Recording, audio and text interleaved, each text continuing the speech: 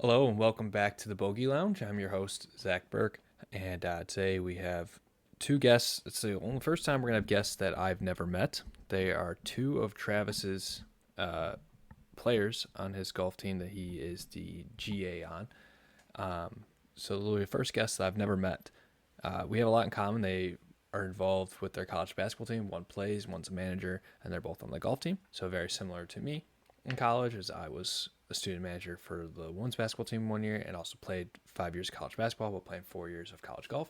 So we should have a lot to chat about in that aspect, as well as balancing schedules, etc. I would first off like to apologize.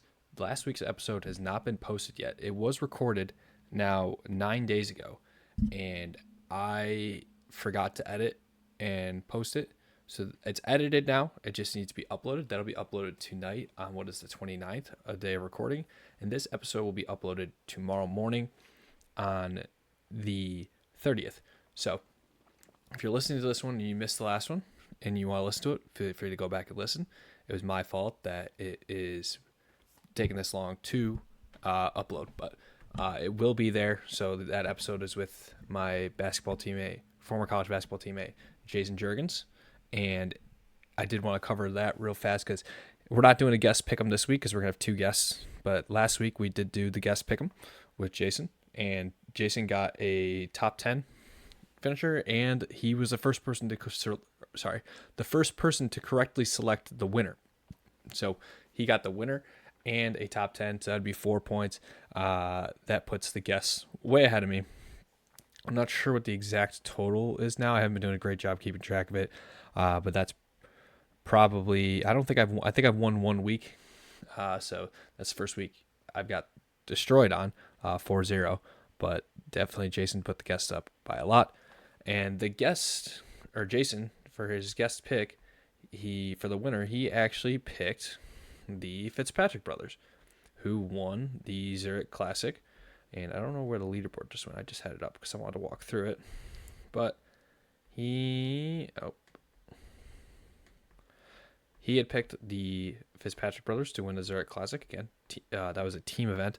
If you're listening to this and you didn't listen to last week, I explained Zurich Classic is a team event, 4 days, switches between basically a 2v2 scramble, 2v2 best ball, which they take the best score of whoever has the best score on that hole for the teammates. So if someone shoots a 4 and someone shoots a 5, their team scores a 4. If someone shoots a 3 and someone shoots a 4, their team scores a 3. If they both shoot a 3, then their team scores a 3, etc. And then the next day is alternate shot. So they take turns hitting the ball, and then they go back to best ball and then alternate shot. So pretty cool format. And the Fitzpatrick brothers came out on top, which means Matt Fitzpatrick has now won his third event of this year, and he's now won 2 in a row. So 2 tour events in a row. Probably the coolest thing about this, I've seen people complain on social media about this, which I don't see why it's a complaint. Alex Fitzpatrick, who has been playing on the DP World Tour, because the Fitzpatrick brothers are both from England, and the DP World Tour is essentially what the European World Tour was. It's just a little rebranded. I don't even think they rebranded. I think they just renamed it the DP World Tour. And he's been playing over there. He's won an event this year over there. But now with this PGA Tour win in the Zurich Classic, Alex Fitzpatrick has earned a 2-year PGA Tour sponsor exemption. So not only is it extremely cool that Matt was able to play with his brother in this, he was also able, and don't get me wrong, Alex played phenomenal as well, but he's also able to help his brother now have a 2-year exemption onto the PGA Tour and have a chance to make a bigger name for himself in the PGA World Tour or PGA Tour. Obviously, a lot of people who follow golf probably didn't even know that Matt had a brother. I actually didn't know. I don't follow the DP World Tour extensively, other than checking leaderboards here and there. So now Alex will have a chance to make a name for himself on the PGA Tour, and he's been playing great golf as well. As I said, he's already won this year on the DP World Tour. A notable failure in the Zurich Classic was Brooks Koepka and Shane Lowry. Brooks Koepka, actually, who's coming from Live and is trying to play his way into the signature events, if him and Shane would have won, he actually would have played into all the signature events now for the rest of the year. he would have been able to play in all the signature events. They unfortunately did not make the cut. I actually had them as my top 10 pick last week, and I actually bet on them to win. They had the best odds, but their odds were still like plus 1,200. So I thought they had a good chance to compete. Did not think that they would miss the cut. But just for an example of how crazy this is, the winning score was minus 31. The Fitzpatrick brothers beat Christopher Otan and Chris Ventura by one shot. Oh, sorry. Those two were also tied with Alex Smalley and Hayden Springer. Yeah, Hayden Springer. So, phenomenal day. Actually, Hayden Springer and Alex Smalley shot 58 the first day. And Matt Fitzpatrick and Alex Fitzpatrick the third day. And I believe 58 at the time was it either tied or surpassed the record for a Zurich Classic score. But Alex and Matt shot 57 in round 3 best ball. So they were absolutely on fire. A lot of teams obviously absolutely on fire. In the best ball days, lots of scores in the low 60s. Obviously some in the 50s. Those weren't the only scores in the 50s. Some other groups shot in the 50s for the best ball. David Thompson and Austin Eckerott shot 59. Let's see. There was a couple 59s the first day. I think there was 3 59s the first day. Not seeing any right now.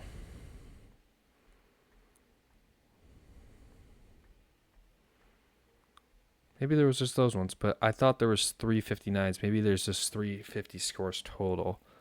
I could be mistaken, but I know that the first round had historically low scores for the tournament, lower than normal, even though it's obviously a low-scoring tournament with the winners being 31 under. But that I could have swore there was more 59s. Maybe not. Maybe it was just those guys. So maybe it was just a 58 and a 59 and then a 57. That might be right. But the top of the leaderboard was actually pretty packed after day one. I watched the first 2 days. I didn't get the chance to watch too much Saturday. And Sunday, I'm now playing in a rec basketball league with some of my friends. And that made me unable to watch that. Well, I was kind of going to be able to, but where I play now is about an hour away. So you got an hour basketball, hour drive there, hour drive back. I was missing about 3 hours of it, and I wasn't able to catch the finish there. But hats off to the Fitzpatrick brothers. Maybe they got another signature event now this week, the Cadillac Championship, and Matt's obviously playing great golf. I think actually now too. I'm gonna check. I think Alex with a win. I don't think Brooks was going to be in from. I think he was going to be in if he won from just FedEx Cup points. But I think that if you win, you're in the signature events automatically as well. So Alex Fitzpatrick might be playing this week. Yeah, he is. He is playing this week. He's teeing off at 1:20 tomorrow. So he'll be playing this week. So yeah, he'll be playing this week.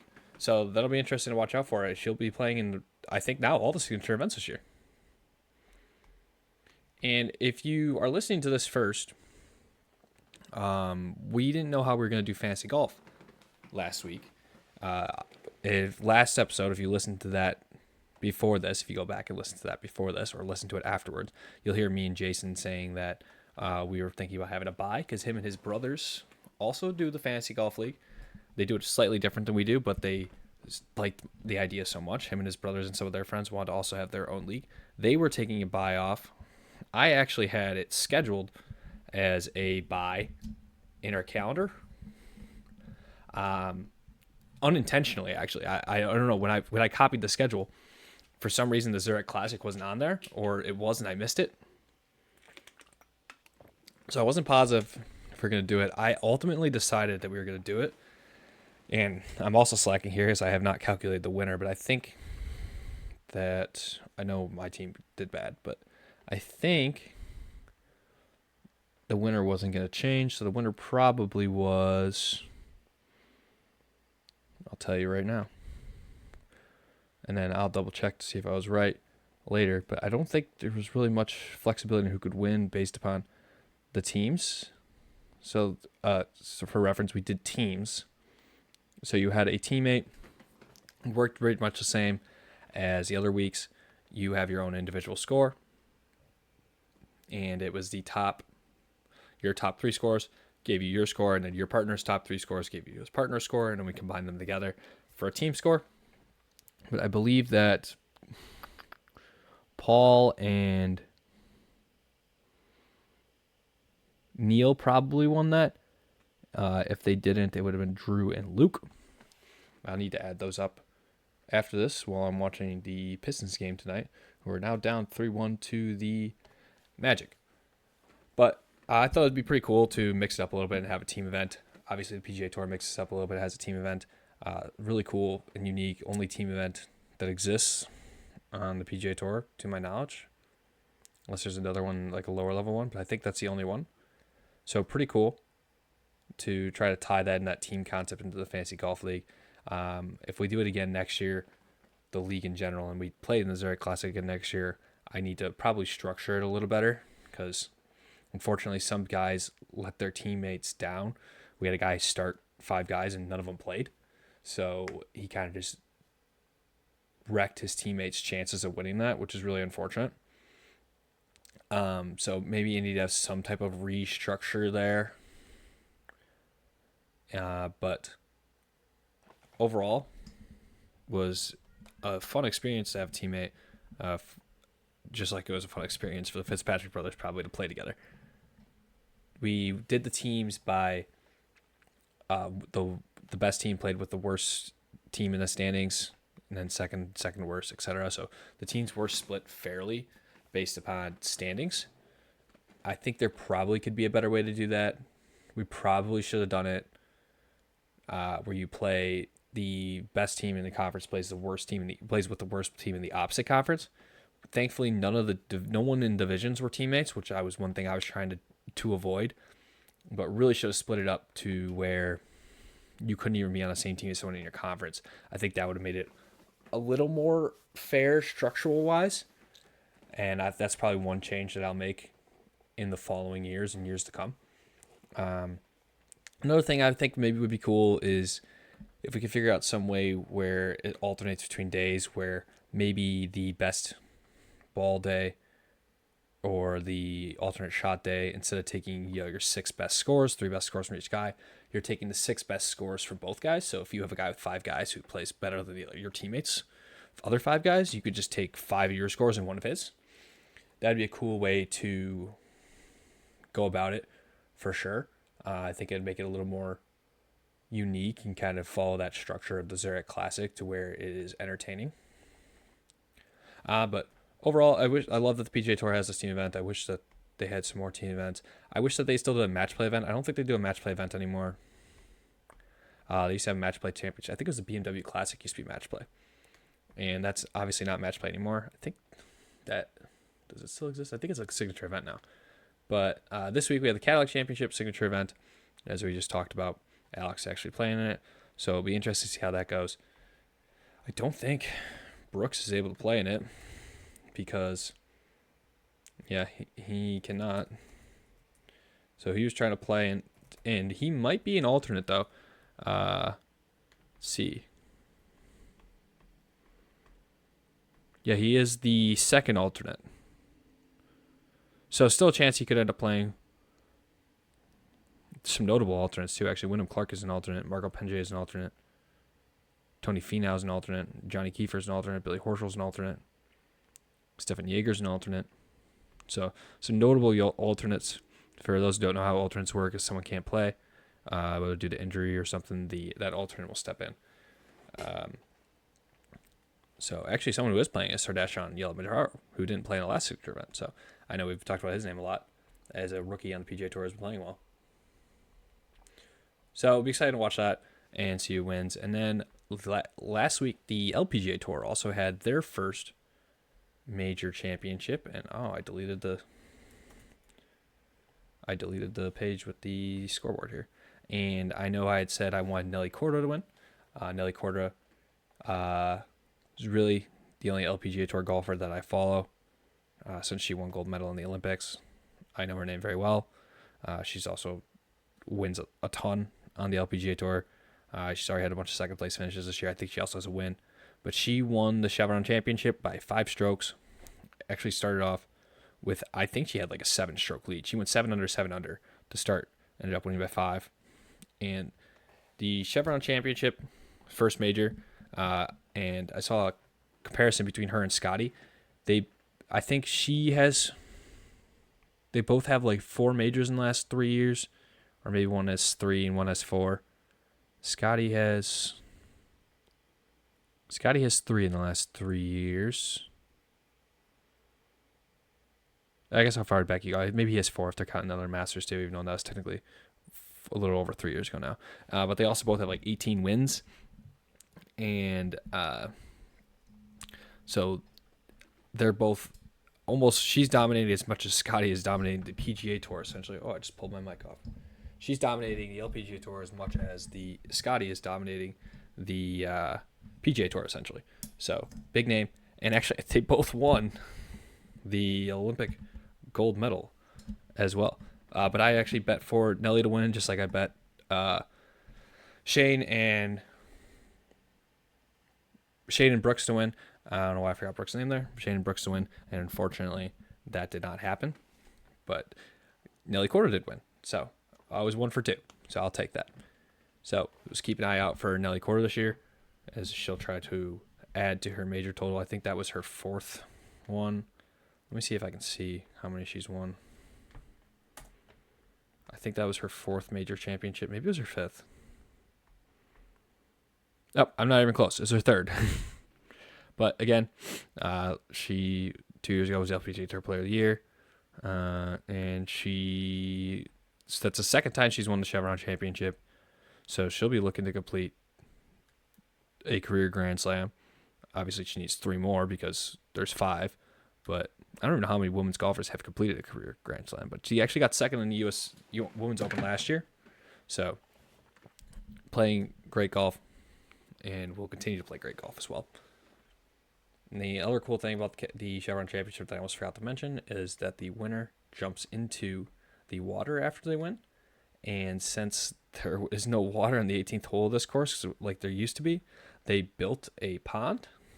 And the pond is actually going to become a permanent fixture on that course. They are going to build a little pond next to the 18th hole so that the winner can continue that tradition. Even though it was a temporary pond this year, it'll be a permanent pond in the future, so that can continue that tradition of the winner jumping into the water. I don't know how I'd feel about jumping into the water after one, especially knowing that you had to. I don't know who started it. Obviously, it's exciting when you win, and jumping into the water is something I think people don't even on the PGA Tour. Kind of cool. That's a tradition that they do. I wonder if anyone ever tries to back out of it, or it's just peer pressure to do it. But it'd be interesting to see someone not do it. I truly do not think I'd want to jump into the water after winning. Actually, in all her victory photos, she's wearing a towel, like a robe, because she's wet. So I don't know. Maybe it would be nice if it was a hot day out. So who knows? But with that being said, we're going to jump into our guest portion here and get to learn a little bit about some of Travis's teammates and what it's like being a current college golf athlete. Their season just wrapped up, so they are done for the year. And 2 guys who also have double the schedule because they're both involved with the basketball team. One is a manager and one is a player. So kind of like me. So see how they work to balance that as well. All right, so welcome, guys. I'll have you introduce yourselves. Travis is here as well. You guys should know Travis because this will be Travis's 3rd time on, technically. Right, Travis? This is your 3rd time on? Yep. Yes, sir. All right, so Nash, you want to start introducing yourself, and then we'll go Sam next, and then Travis, you don't need an introduction. Yeah, so my name's Nash. I'm a sophomore. I'm a history major. and I'm the basketball team student assistant coach Nice. Sam? at Bethany. Hi guys, I'm Sam Phillips. I'm a junior. I'm an exercise science major, and I'm also on the basketball team. So where do you guys rank in the golf team? Are you guys I think Travis said you guys, or I think in your S or your messages you guys both said you started in every event.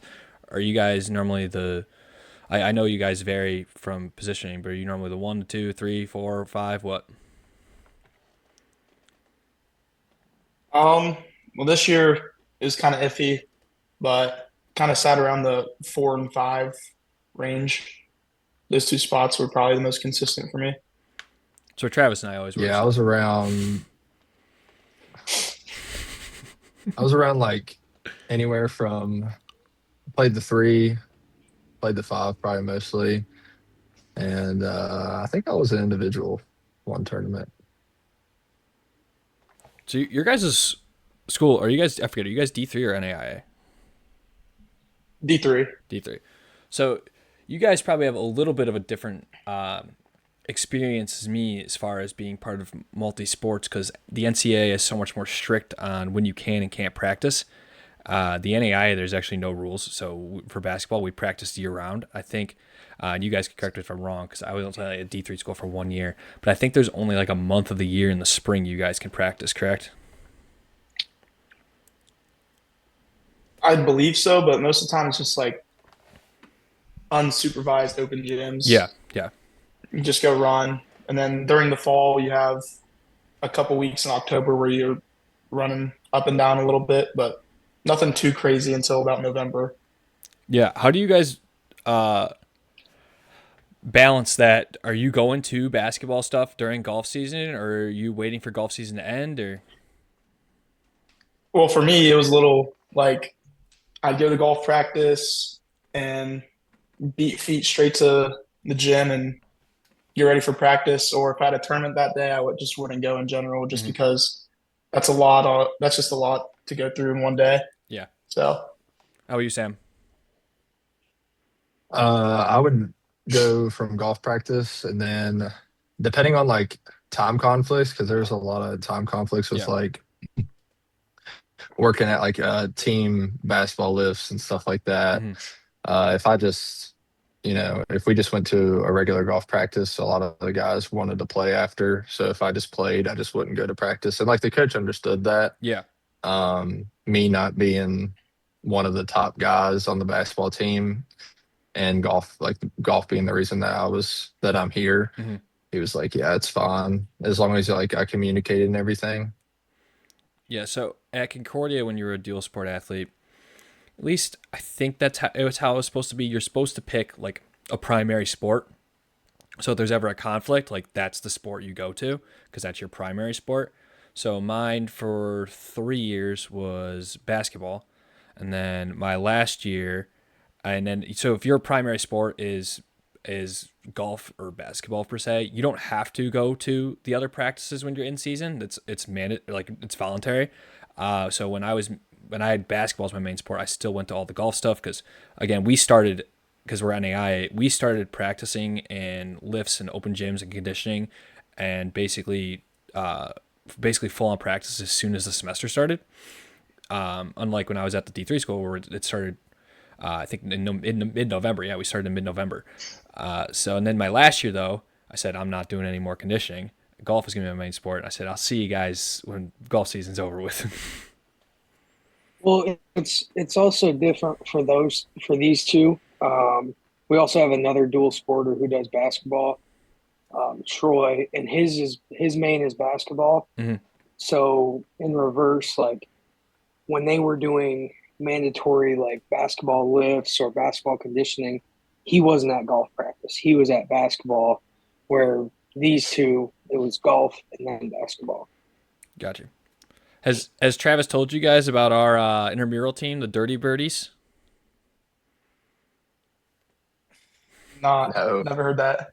So our golf team the last year we had an intramural. Actually, we did it 2 years, didn't we, Travis?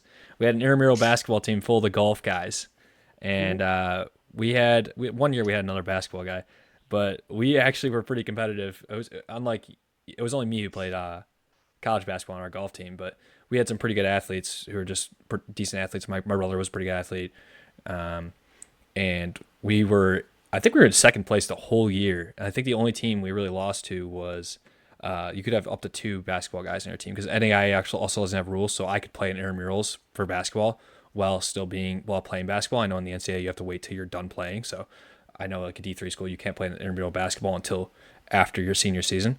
So, but since that wasn't a rule in NAIA, their rule for the intramurals was you couldn't have more than two basketball guys on the court at the same time.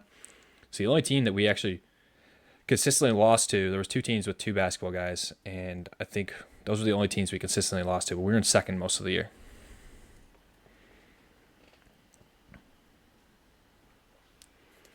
So I asked Travis this question about me because I coached Travis technically for a year. What do you guys think of Travis as a coach? Oh yeah, look, Travis has got the picture right there. We wore golf polos. I'm in the all pink right there. I'm wearing That's tough. a pink swimsuit with a pink golf polo and a pink bow tie. It's easy to point Travis out in that picture. Bro. So, what do you guys think of Travis as a golf coach? You taking swing advice from him? Sam, do you want to start? Yeah, I can go ahead. Gosh, I've tried to get swing advice from him, but literally anything that you ask, he's going to be like, "Oh man, it looks good. I don't think you should change anything." And every time, I mean, I could be doing some like Matt Wolf swing Sam, before impersonation. you continue, Zach, let me put this into perspective. If we're at a tournament in 18 holes, he's probably got 23 swing changes. So when he's hitting it well and he don't like it, that's when I would don't Yeah, change a thing. So explain if you're going to explain, Sam. Thank I you. was I was getting there. I was getting there. Continue. Um, Other than that, like I think Travis, he's a great mental guy. Um, if he was a psychologist, I would 100% go to him for anything like on the mental side. Uh, I mean, obviously, I used to be really, really bad of a head case. I've gotten a lot better since coming here, but sometimes it still comes out, and he's he'll level me out.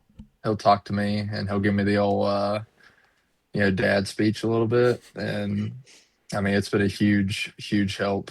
I love being around him. I could be pissed off playing bad, um, and he just comes up and just looking at him makes me smile. Yeah, it's kind of the same thing for me. It kind of helps with the whole mental side of it, and really good short game coach, I will say. Um, Travis, a good didn't short really game need, coach.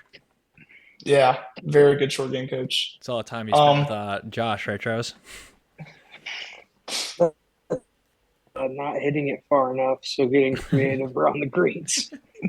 Learn through experience. but yeah, I mean, I wouldn't say I need swing advice. Maybe just the only thing that Travis really helped me with the swing was alignment most of the time. But yeah, alignment and short game, and then just trying to get me to stay confident in myself and knowing what I can do best. Yeah, Just have fun. yeah. And I think Travis, when we had this conversation, you had said the same thing as me. Where I don't think, and you can correct me if I'm wrong, but when I was the assistant coach for the golf team, I'm not extremely knowledgeable on swing mechanics. I've actually gotten a lot better, but I was always a basketball player by trade. It was just played golf. So I knew that wasn't too much of my position to start, trying to critique or give input on golf swings. But I was more like, sounds like what Travis is doing. I was more trying to help, with the mental side of it. And then, reading greens, that's where I tried to really make a big impact. So helping read greens on the course, especially if I've watched five groups through the same hole already. I've probably seen that putt already. So I have a general idea of what it's going to do for you. And as you said, really trying to stay mentally locked into golf is really difficult for 18 holes, especially if you're playing 36 in one day and you've playing golf for 10 hours. That's probably the where a coach can probably give the best input because you're not going to change your swing mid round. Sam is. Yeah, multiple times. multiple You times. should probably stop doing that. Yeah, I've been told that for since high school. Yeah, they called me Bryson DeSambo because I was so like just always critiquing my swing. It's been bad. That's definitely the downfall of my game. You said you're an exercise science major, right? Mhm. So you Yes, sir. understand biomechanics very well. So it's probably really hard to not think about it, right? Yeah, yeah. Do you I mean, do anything to try to what? I've seen Sam go through 6 swings in 6 months. So Yeah, at it's one point he bad. was really, really flat, and then he gets really up, and then it's really flat again. So it's like, dude, what are you doing? You played well the other day. Why do you keep changing it? So it's just like I don't know. Sometimes I don't understand the guy, but Well, I'll tell you this, Sam. I don't understand myself, to If be it helps honest. you relate a little bit, I obviously the mechanics of the golf swing. I don't understand. Well, first off, there's a ton of different mechanics of golf swing. So, Yeah. uh, but one thing I understand the mechanics of very very well is shooting a basketball. And what I Mhm. have grown to learn in, I used to train some kids in basketball, help out my cousin, my little brother, obviously. And my dad played college basketball as well, too. So my dad was always helping me, too. And I struggled with that, too, trying to change my shot. One thing I realized, and when I'm teaching it to shooting too as well, and if I was teaching golf, I would say the same thing. One of the most important things you can do in any sport, whatever it is be consistent. Even if you have a flaw, if you're consistent, like that's better than nothing. So my three C's to be, I call it the three C's for being a good shooter, is confidence, consistency, and control. So if you're balanced and under control and you're consistent and you're confident, you're going to be a good shooter. Your form could be a little janky and maybe there's room for improvement, but it's not really something you're changing. You should be changing all the time. If you have those three down, you could really translate that to golf too. If you have confidence and you're under control and you're consistent, there's no reason to change anything. Maybe you could change your swing and gain a shot, but you also most likely are just going to end up changing your swing and playing worse. So Yeah. I what's funny is I was thinking about that the other day because I'm a fairly decent shooter of the basketball. I would say. Um, and the other day I was kind of like, well, I quit changing because I would change my jump shot too. mm-hmm. Like I'm a really slow shooter. So like I was trying to either not necessarily. I realized that it was tough for me to like get a faster draw with my shot. So I kind of went like Nikola Jokic, like behind the head, because like my arms are long, I'm fairly Mm-hmm. tall. So I did that, and it was pretty much unguardable, but I didn't really like how it felt. I didn't like how it looked. Probably harder to shoot So I just further kind of away went too. back and I just yeah, it was. It was a lot flatter too. It was weird, but I tried it and realized that like, hey, like I'm already a decent shooter. Like like I can just work on getting a little bit quicker. Like if people are closing out or whatever, just shoot a little bit faster. So yeah, I was thinking about that the other day. I was like, if I had kept my jump shot, quit changing my jump shot, why can't I just do that with my golf swing? Yeah, I mean, if you look at the greatest shooters of basketball ever, all their shots look different. Same with golf too. It's Mm, all the greatest golfers, all their swings look different. There's no really correct way to hit a golf ball or shoot a basketball. There's absolutely wrong things that you can do, but I think, like I said, those three C's. If you can really focus in and lean on that, kind of like you did for basketball for shooting, if you have confidence in it and you're controlled, and I guess control would be in the golf swing, it'd be more from a strong core standpoint and not shifting your body weight too much, etc. And you're consistent. There's no reason to change anything at that point. Just play a shot you have, and that's all you can do, and try to shoot the best score you can. yeah, I will say I'm more of a. I've always been a steeper. Um, like my plane has always been steeper than it has shallow, and it used to be a lot worse. So when I had the flat swing, I thought I could shallow it out a lot better. And then it looked and felt terrible. But honestly, that was the best season that or yeah, actually, that was probably one of, if not the best, like average season that I had was when my swing was flat, but I just hated how it felt. Yeah. And then I really like, I started bowing my wrist, and that's the most comfortable my swing's ever felt. It doesn't look bad, in my opinion, but, and I really liked it. I was hitting the ball really well, and I sent some videos to some of my buddies, and they were just like, "You're just so like you should be a lot more shallower. Like you're not insanely steep, but you're steep." So that kind of I got to quit like just doing that, like sending my videos to see if whatever I can fix. I'm just such a perfectionist, like Yeah. with the golf swing. Like I just want to find that perfect swing, and it's not. I will say it hasn't helped. Yeah. There's nothing wrong with being a perfectionist either. I think, the advice that I could give, and Travis will be able to vouch for this for me in golf, is I really never knew what swing I was going to play, but I was never trying to fix my swing during a tournament. Like I wouldn't, if actually the days I played the worst was I was on the range trying to fix my swing before the tournament. You can ask Travis. I normally I would hit what 3 balls at tournaments just because I'm like, well, whatever swing I have is what I'm playing.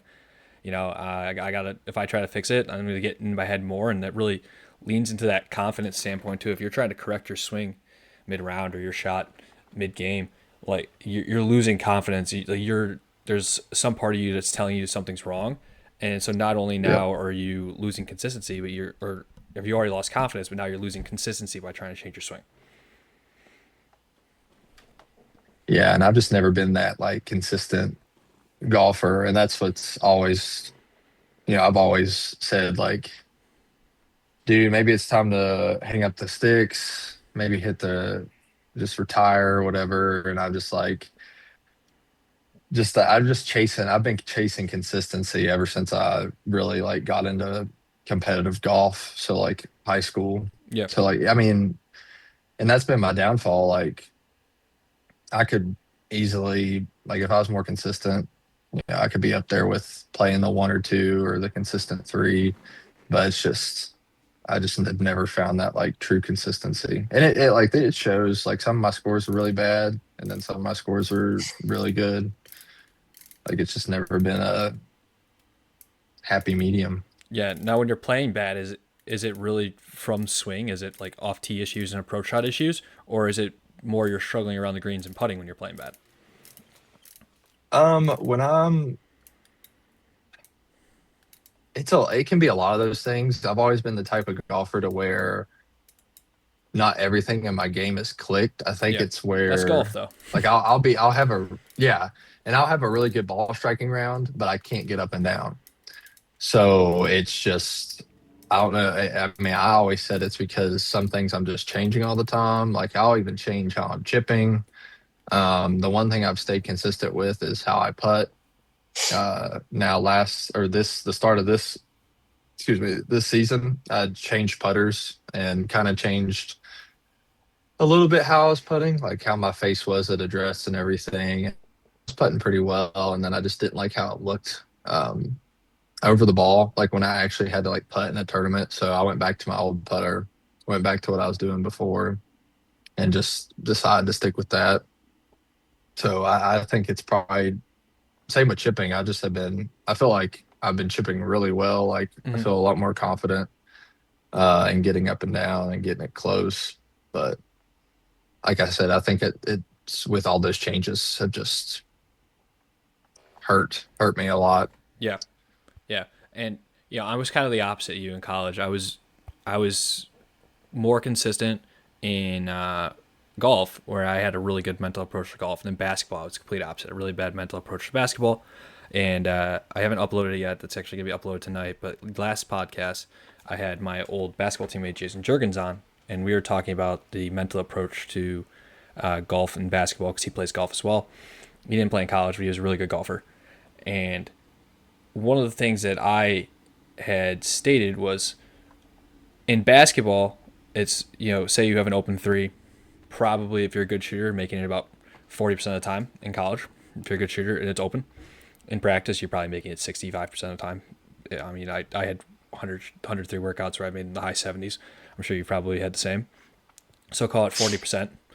And if I missed a open three, which we'll call it 40%, I would get very, very frustrated with myself. Like I should have made that, not understanding that I'm still more likely going to miss this than I'm going to make it. Where if I had a 10-foot putt in golf, which in PGA Tour is a 40% chance to make, and I missed it, I would understand that, all right, this is a 40% putt. I'm not going to make all these, right? I gave it a good try. There's no reason to get hung up on that. So I struggled on the basketball side and not on the golf side in that, which is very weird because you feel like that sports psychology should be able to translate from sport to sport, but apparently I Yeah. couldn't do it. It sounds like you are the opposite of me. Yeah, I like if I'm playing really bad and I see these guys like at a tournament who are like the top dogs or whatever, and they're like if they're watching me and I hit a really bad shot or whatever, I always think I'm just like, yeah, just play me one on one or get me on the basketball court. Like I'm gonna cook you. Like I mean, I don't not saying that I could. It's just how I am. I just Yeah. always have thought I'm a more consistent basketball player than I am golf. I think I have more potential in golf than basketball, but I don't know. I really that's a good like you made a good point. I really wish that I would look at things like that a lot differently, but I just haven't. I don't know why. Yeah, and you can even break it down to like I don't know what the percentage of fairway makes is on the PGA Tour, but I'm assuming it's somewhere around 50-60%. It might even be just 50. But, just not getting frustrated when you miss a fairway because you're going to miss fairways, not getting frustrated when you miss a green, you're going to miss greens. Like it's just golf is really about minimizing mistakes. And basketball, same thing too. Like Yeah. you're gonna turn the ball over. And when I was coaching in 8th grade basketball this past year, one of the things I had told the kids is, I'm not going to get mad at you for making a mistake. I'll get mad at you for how you respond to the mistake. So, if you're responding to the mistake, you turn the ball over in basketball and you're responding to the mistake by not getting back on defense. Like, I'm going to be mad about you not getting back on defense. I'm not going to be mad about you turning the ball over. If you turn the ball over and get back on defense and you're playing hard still, I'm not going to be mad at you at all. Same thing in golf, You can't get mad at yourself for making a mistake. You're going to make mistakes. What you can't get mad at though is responding how you respond to those mistakes because it's very easy to let one mistake turn to two mistakes, three mistakes, and all of a sudden you're leaving the hole with a double or triple bogey when you could have got out with maybe saving par or making a bogey. Yeah. And I'll do that all the time. I'll let's say I have a bad round, just made like a bunch of bogeys. I'll look back and I'm like, well, this shot hurt me.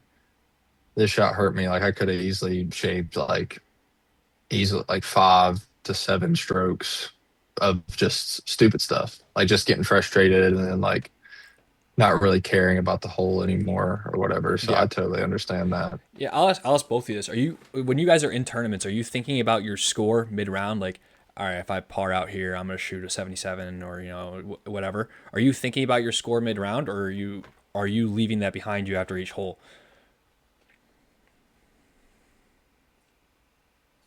Um, I would say, I mean, usually I have like kind of a mental note of That's a where lot. I'm at. Well, yeah, let me talk, Travis. Normally I have like a mental note of like, oh, where I'm at, and then just go from there. But there was one tournament this spring where I was four over with like six to play, and I was like, well, if I par out here, maybe make a couple birdies, I'm gonna shoot 73 and have a chance to be in that top five Yeah, and start pressing, trying to hit it close and hit it tight. And I think I bogeyed four of my last six holes and shot 79. But just the little things that hurt when you're trying to get back into contention. That yeah, just when you know you're there, it's just a little frustrating when you make bad mistakes down the stretch. Zach, and it's a little different for them. So pretty much every tournament we're at, we're doing live scoring, so they can actively see okay, during the round where they're at, where yeah. We only everyone did that a else is couple at, times. and they have to put the yeah. So they're doing it every round, which is a complete different aspect of. I mean, you literally look at your phone and it's right in front of you. Yeah, Oh, this guy just doubled this hole, and he could be halfway across the golf course. Like, so that is one thing. Like before Sam goes and talks about it, I will say that would be harder to not know like where you're at, regardless of of scoring wise. So Yeah, I would argue though that you still have that same aspect even without live scoring because you have your scorecard in front of you the whole time anyway, so you know where you're at. You may not know where you're at in the field, but you have a pretty relative good idea of what the tournament scores are going to be. Obviously you don't know if someone's right. shooting a 68 or someone's if the first place is 73 and maybe a 72 wins it, but you still have a general idea of where you're at by what your score is. So I would say while that's obviously adds another aspect of a challenge, you can still do it with just having the scorecard as well in front of you and really getting focused on what you're going to shoot yourself. But I've I will tried to. say, go Sorry, go ahead, ahead, Sam. Travis. Go ahead. No, you're good. Okay. I will say I've tried to quit doing that and like thinking about my score and everything. The only time I think about my score is when I'm playing really bad. So like last tournament of the year, I was on track to shoot like probably mid 90s, and I was like, well, shoot, buddy, let's try and break 100 here. mm-hmm. And I added up my score, and I was like, well, if I par out, I'll shoot like and like high 80s. So I was like, well, like if I'm playing really bad and I'll look at my score and I'll be like, okay, let's finish strong. Let's give us a reason to come back tomorrow and go hit some good, go to practice, go hit some golf balls. Mm-hmm. But if I'm playing really good, I do not think about my score. So like my best finish ever, my best tournament finish, I got second and I shot 70. The whole time I was just cruising. Like I just didn't think of where I was sitting. Um, I was just like, okay, let's get in play. I don't care if I hit a fairway. I just want a shot to the green. I was like, let's get in play, hit a green, two putt, make a par every hole. And I was just going like just playing every single hole. Like it was just like the one hole was like the tournament, just Yeah. trying to make par every single Yep. hole. Yeah, I think that's a good point you make And too I because will say, go ahead, Travis.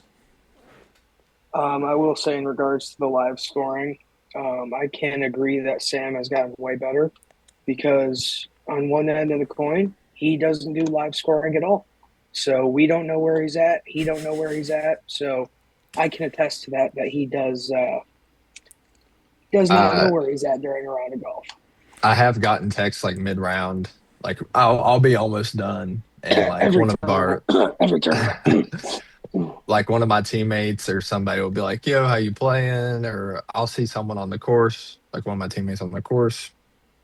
Where you play? How you playing? Where you at? And I'll just be like, I have no idea. Like genuinely, I can tell you whether it's good or bad. I can tell you if it's mid. I can't tell you where I like what my score is, just because I just try not to think about it. Yeah, that's a good place to Like be. I used to set goals. Like my dad would always be like, you know, what's your goal before like what's your scoring goal? Oh, break 80, break set like break 90, whatever.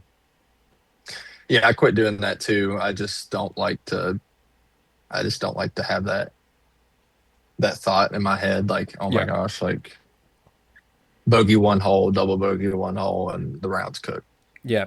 And to your point you made earlier about, when you're not thinking you're playing better, that really just is sports in general. I did a lot of research in sports psychology for basketball, actually. And like I said, it helped me out more in golf that did basketball because I played better score wise than the actual golfer I was just because I was able to stay consistent and not because I truly had the ability to go out there and shoot a 98 and be bad. But my senior year especially, I did a good job of making sure all my scores were below 90 and staying consistent. And from a sports psychology standpoint, there's like three different types of confidence. It's no confidence at all. Confidence, like you were saying, where you're unconscious. Some people would say like you're blacked out, basically. And then there's like a blend of those two, where you have some confidence while you're thinking. And the best stage to be in is that I think it's called lucid something or something like that. Is that final stage where you're not thinking about anything, you're just focusing on the task at hand. So definitely not keeping like knowing where your score is helps you do that. One thing I did was, and I think I had read somewhere that Jack Nicklaus did this, was that I played every tournament as 3-hole stretches. So I was always trying to shoot in the mid 80s. So shooting the mid 80s, you got to be 5 under bogey golf, or 600 bogey golf. Or I was trying to shoot 84, so 600 bogey golf. So I played in 3-hole stretches. So all right, I got to be 2 over every 3 holes. So I want to do this. So I would do 3-hole stretches.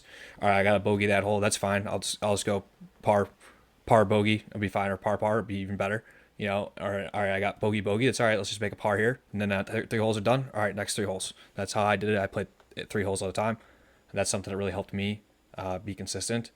I was never able to shoot in all 80s for a 3-round tournament. In our last WAC championship, my last tournament, I was in the mid 80s every single round. So, actually, after the first 2 rounds, Travis, I don't remember, I was ahead of Josh.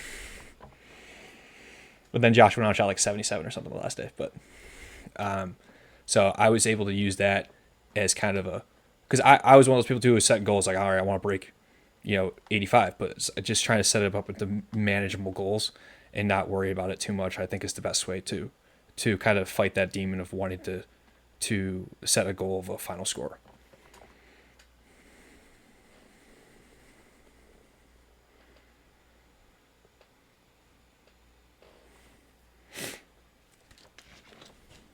I like that. I might actually start trying to do that. Like 2 or 3 hole stretches. Yeah, it makes it. I feel like that definitely would help a lot. Yeah, and I think Travis and Neil and I talked about it. I think you guys listened to that one. And that's how you guys wanted to be on. But I got like a 13 on a hole one time, and I followed it up with like par bogey par, and that was my last 3 holes of the tournament. But I just like obviously, yeah, I had a bad hole, but not letting that carry over. Maybe I could have done a better job of not letting the bad shots, multiply and accumulate on one hole. But I had at least enough mental discipline after that hole to step back and reset. Obviously, you want to get to the point where you have enough mental discipline to step back and reset after every shot. But just being able to do it at all in general at any point is really round saving, because I think I shot like a 94 with a 13 or something like that. So if you can really focus on resetting and not letting the past affect you, it's going to make you a better golfer and make you shoot lower. One of the terms that's always thrown around basketball, and I don't know if your guys' basketball team talks about it, but it's control the controllables. What can you control? And you can't control what you shot in the last hole. You can't control the shot you did you just hit, and you can't control the next shot you're going to hit, in the next hole. But what you can control is the task at hand. Truly, honestly, you can't even control the golf ball to an extent of what it's going to do, but what you can't control is your process and maintaining that process and trying to make sure that process stays consistent. And I'm sure you guys are both aware of John Wooden, correct? Yep. John Wooden had a pyramid of success is what it was called, and the pinnacle quote of it to sum it all together was success is a peace of mind, which is a direct result of self-satisfaction and knowing you did your best to become the best you're capable of becoming. So essentially that means making sure that you are being successful in the process and not being worrying about the outcome, where the success comes in your approach to the process and not the actual outcome. Because in golf and basketball and every sport, there's only one winner. That doesn't mean that everyone else was a failure or unsuccessful. The example I like to give is if you had 2 students and one was a straight A student, and let's say it was math, one's really good at math, the other one's really bad at math. If the kid who's really good at math shows up to the math test, didn't study, gets a 93, but the kid who's really bad at math shows up, studies his butt off, and gets an 85, was the kid who got a 92 more successful than the kid who got an 85? No, not really. The other guy worked way harder, probably would have got a 70 if he did the same thing or less. So, really translating success to the process and not the outcome. Yeah, it's funny that you say that about making a 13 on a hole. My freshman year in the fall, it was like our 3rd tournament. I was on, I forget, where were we at, Sam? Kano? Yeah, I think so. We shotgun, I make the turn, I get the 2. It's just dog leg right, 90 degrees right up the hill, or 90 degrees right around trees. Par 5, I make a 12. So I'm 4 holes in, I got a 12 on the card. Mm-hmm. And then I rattle off 7 straight pars after that. So it's like, you can't really let that affect you. But it's always going to be in the back of your head, like, there's no way in hell you should make a 12 on a par 5. Yeah. But yeah, but again, you can't change it, so it's not much you can do. Yeah. No, no. Nash, I'm assuming you played basketball in high school then, right? I played when I was a freshman and stopped. Okay. How would you So, compare? Obviously, it'll be a but little I grew different. up in a gym. Obviously, it'll be a little different for you What than did you, Sam and I. But how would you describe your mental approach comparisons to basketball and to golf, or if you have another sport in mind that you played, your mental comparisons and how you approach those sports? well, I was a big baseball kid, Okay. so played a lot of baseball Pitcher. growing up. So the mental pitcher and first base. Okay. So so when I'm getting ready to pitch, it's just like, go through your routine, get the weighted balls Hmm. out, do everything you can to get your arm nice and loose. And then when you step into the bullpen, it's just like shut everything out through the day. That's your time to like focus in, lock in, and start throwing strikes. And when you get on the actual mound, it's just like, don't worry about having the bullpen, just start going. Yeah. And then on the golf course, oh, mentally preparing for golf tournaments, it's big for me because I like to take notes on the course with a yardage book, Hmm. or I'll get a piece of paper and look it up the course on the like on Google and take notes like landing zones, clubs off the tee, missing on your approach shots is a big one for me.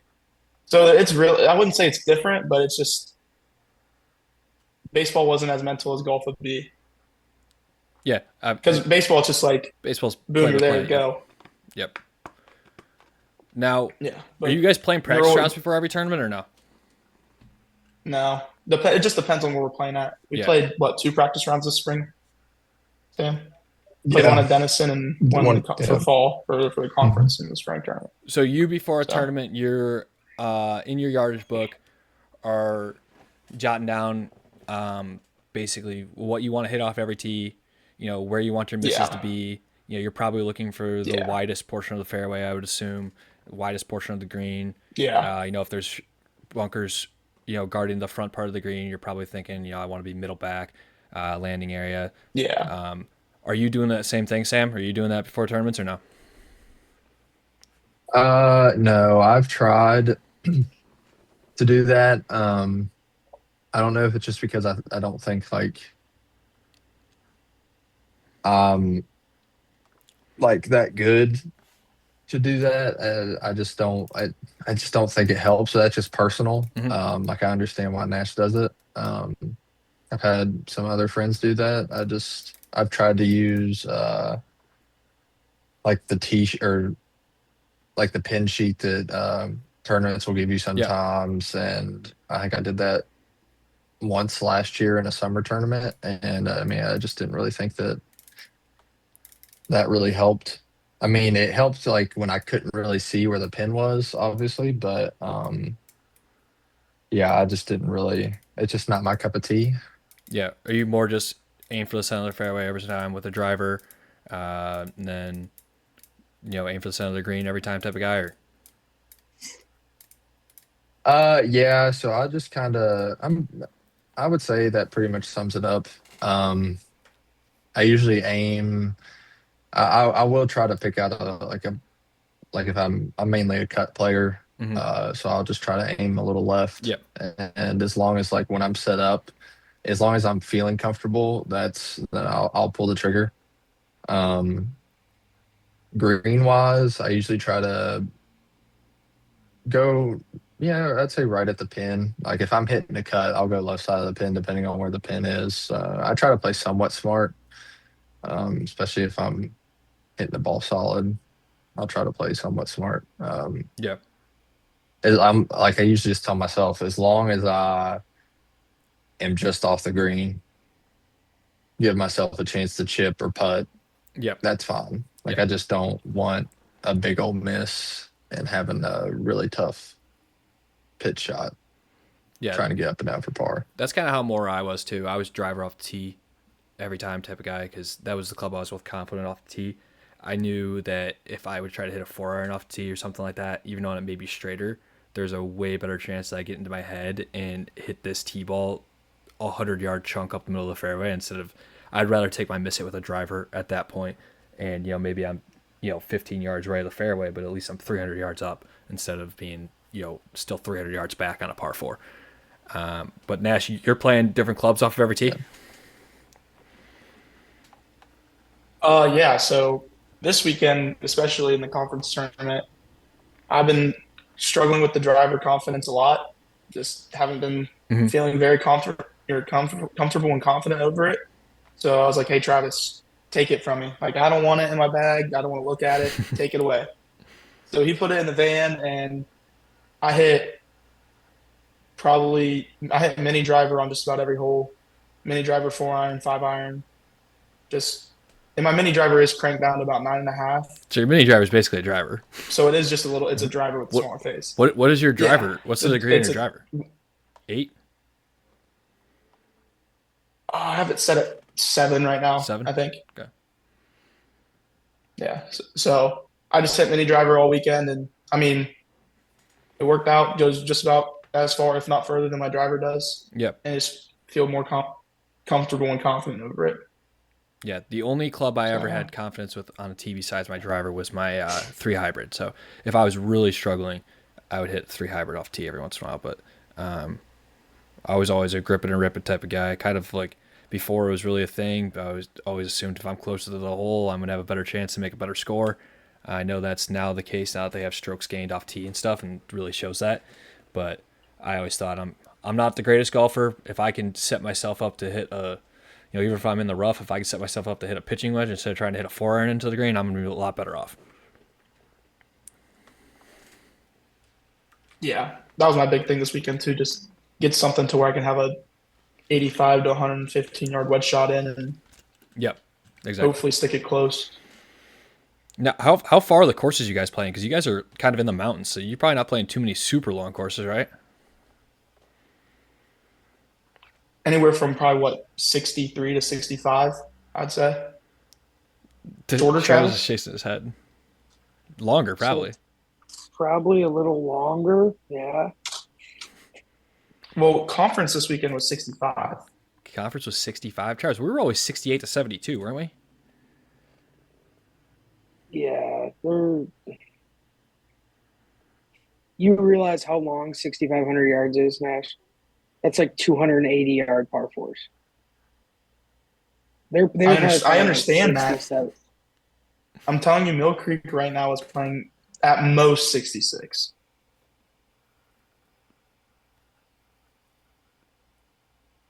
I mean, I would assume you guys probably do have Sam, can you shorter back me courses up just here? because Do you it's think probably a it's- little harder to have flat land and stretch it out. But I think all of our tournaments were. I think the shortest we played was 66, 66.5, 6,700. I don't think we ever played much shorter than that, did we, Travis? Even Wash, they played at like 68, isn't it? No. Yeah, we played Wash like 68, 69. Yeah. I know. I remember talking to someone. I think it was someone who played for Waynesburg. I can't remember if it was Alan or me and Peyton were talking, or maybe it was Peyton and Jude. But they were saying like how the holes are pretty long at Mill Creek, but plays it plays under 7,000. It might be under like 6,800. But like the holes were like fairly long for how shorter the course was on paper. So I don't really know. I don't really remember. Yeah, I mean, you could have like I mean, you have those 6,500-yard courses. Normally, you do see like below 300-yard par fours, but you could still play like a 6,700-yard course where every par four is 330. I mean, I think that would work. Let's see. Let's just do 18 times 330. I'm sure it's.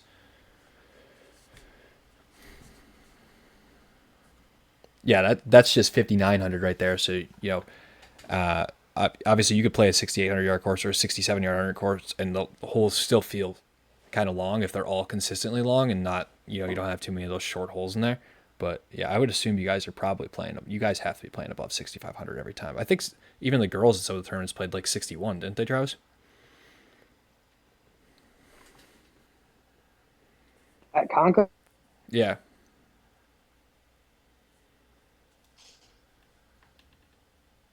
Over like 62.5, Yeah. probably hovering right around that 6,100 mark.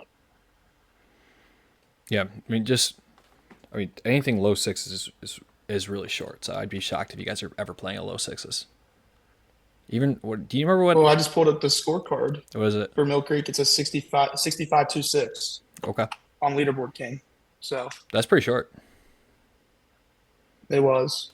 Or well, there's a couple holes out there that are stretched out Yeah, pretty deep, but par threes are pretty short, and some of the par fours are pretty short too.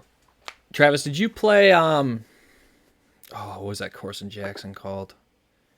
Did you play out in that Jackson? Grand, What? The Grand. Did you play at the Grand? the Grand. Yeah. The Grand played 7,100 yards. That was a 54-hole tournament. It played 7,100 yards the first day, and they're like, "Hey, we can stretch this out if we want to." And there was some holes you had to carry the ball 250 to carry what was basically wetlands, and some kid shot like a 6 under, and when they had 7,100, so they stretched it out to like 7,250 for the final round. It was terrible. That's brutal. I mean, I hit the ball pretty far, and I was struggling to carry it on some of the holes. Thankfully, all the drop zones were past the wetlands, but just as for pace of play. But it was long. That was probably the longest course we played too, Travis. Unless that one in out west was longer that I didn't go to. Oh, it had to be. Yeah, the Grand was definitely the longest we played.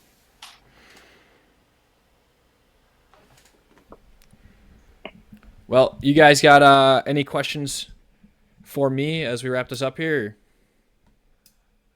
I got nothing. What do you, Nash? Let me ask you. Do you think you learn anything as a student assistant coach that helps you out golfing? I mean, just yeah, I would say so. I think the one of the biggest things is just staying within yourself. Mhm. Just like not putting too much pressure on yourself. Just go have fun and play the game. I mean, tell the guys on the basketball team all the time, it's just like stick to your methods, do what you got to do to get ready and prepare, Yeah. do your treatment, stay ready, stay loose, just have fun. Yeah. So yeah, I mean, kind of I try to do that with myself too, but it's just sometimes it gets out of hand. You get a little frustrated with yourself, and I understand that. Yep. But I mean, yeah, staying within yourself is probably the biggest part of it. What's your role within as a student assistant? Because I know that role title can vary as far as responsibilities. What are your responsibilities? So this past season, I was more of just like the team manager. Yep. So I'd run the clock and sometimes help out with drills every once in a while. But like this coming season, it's more of like a actual coach, like do stuff on core and like do film breakdown and stuff. Yeah, so I'm going to be more of like an assistant next year than a student manager. So you have to do a scouting That was report. this year.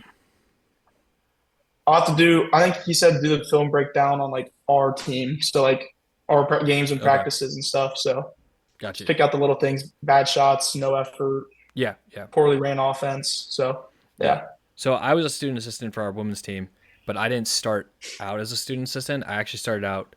One of my friends was like, "Hey, come play scout team to get a little extra conditioning in." I was like, "All right." So I played scout team for the women's team, and then after like 2 weeks, I was like, "Hey, Coach Haffey, like, I'm happy to help out in a larger role if you want me to." Because I was always talking to him and picking his brain. He's now the head.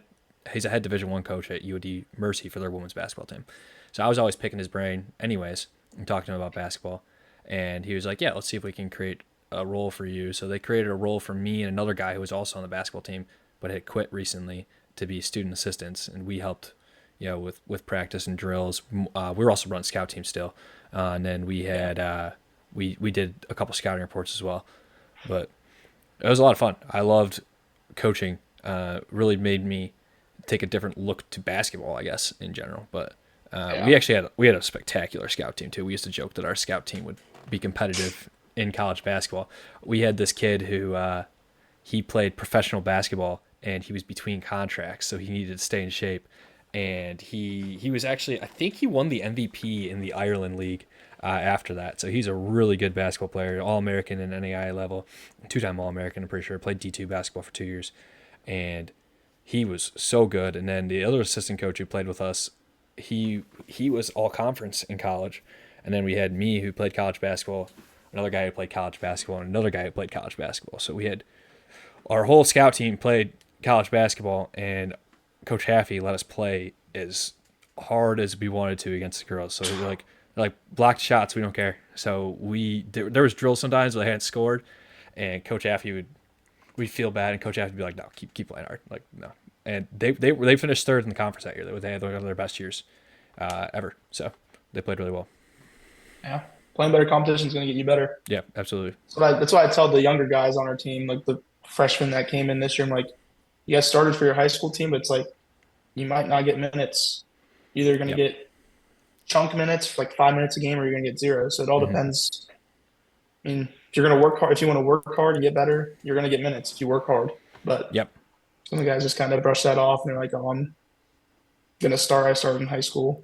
Yeah. Played 28 minutes a game, but it's not how it works at the college level. Yeah, for reference, in high school I scored 1,100 points. In college I scored 9. So, and one thing my dad had said, because my dad played Division II basketball, one thing that their coach said every year to start of the year was, you guys were all your best high school players. Like, this is completely different now. Like, you're all the best on your high school team. You're not going to just be the best here because you're the best on your high school team. It's very true. And we're making that jump from any sport too. Like, and even if you're going from college to pros, like, there's really a realization. Like, for me, it was really tough. I remember my first game in college, I sat the bench the whole time. First game I never got into. It's probably the first game I didn't start since I was in like 4th grade. So that's when I started really struggling mentally, and that's when I actually tried to learn sports psychology to an extent. But before I let you guys go here, unless you have any other questions for me, but I would recommend you guys check out this book, or this author who writes a couple books. He's a sports psychologist. His name is Dr. Bob Rotella. So he has 2 books. He has a lot of books, and I don't want to misquote it, but the 2 books that I have read, one is all. Golf is not a game. Perfect. Yeah, one is all about golf, and then one is a mix of all sports. So he's done sports psychology stuff for John Calipari. He helped out LeBron. He actually helped out Tommy Fleetwood, and Tommy Fleetwood had credited him to his breakthrough win last season for the FedEx Cup. But the 2 books that I read is Golf is a Game of Confidence, which that book is 18 chapters, and each chapter is a different story of him working with a different golfer. And then How Champions Think, and that is more of a book that is breaks down all sports. But I think you guys being basketball guys would probably appreciate the because it's really the How Champions Think has more basketball talk in it than any other sport. Well, golf and basketball mainly, but there's a couple other sports in there. I haven't read it for about 8 years now, but basketball's mentioned in there a lot, so I think you guys probably both enjoy that, especially since you guys both are trying to stay a little more consistent. And golf especially, you're really playing against yourself, and if you can win that battle of that 6 inches between your ears, it's gonna make life a lot easier. No joke. You're not. I think lying. I think I've read one of those books. I think I read his all golf book. Yeah, he's got a few. He has like 8 me. books. So, but yeah, he's a big name in the sports psychology world. So definitely just listen to the audiobook. That's what I did. I don't know how far is your guys' drives home from campus. You guys live far away from campus? 2 hours. 2 hours. Mine's 3. Yeah, I think it's like a 6-hour audiobook. So I listened to it my freshman year. I went to school in Chicago, so I listened to it on the way home. From every time I went home, I listened to that book.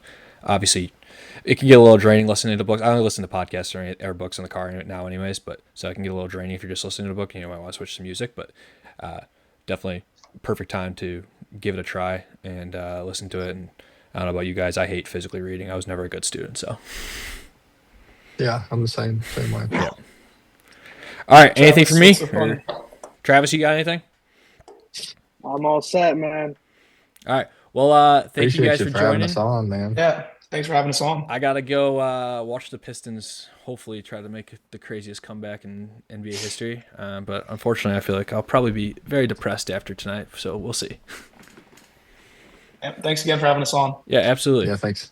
See you guys. Have a good season next year. Thank you. Appreciate it. Appreciate Thank you. Go Pistons. Yep, go Pistons. All right, bye guys. See ya.